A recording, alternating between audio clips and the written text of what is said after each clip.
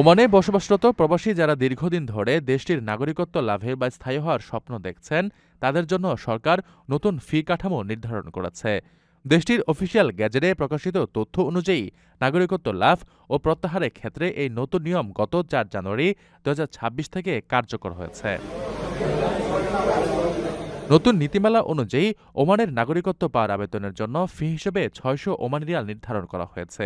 এই ফি সাধারণ আবেদনের পাশাপাশি ওমানি নাগরিকদের বিবাহিত বিদেশি স্ত্রী, ওমানি নাগরিকদের বিধবা বা তালাকপ্রাপ্তা স্ত্রী এবং ওমানি নারীদের অপ্রাপ্তবয়স্ক সন্তানদের ক্ষেত্রেও প্রযোজ্য হবে। অর্থাৎ প্রবাসী পরিবারের সদস্যরা যারা শর্ত সাপেক্ষে নাগরিকত্ব পেতে চান, তাদের এখন থেকে এই নির্ধারিত অর্থ জমা দিয়ে আবেদন করতে হবে। অন্যদিকে কেউ যদি ওমানের নাগরিকত্ব স্বেচ্ছায় ছেড়ে দিতে বা প্রত্যাহার করতে চান, তবে তার জন্য ২০০ ওমানি রিয়াল ফি ধার্য করা হয়েছে।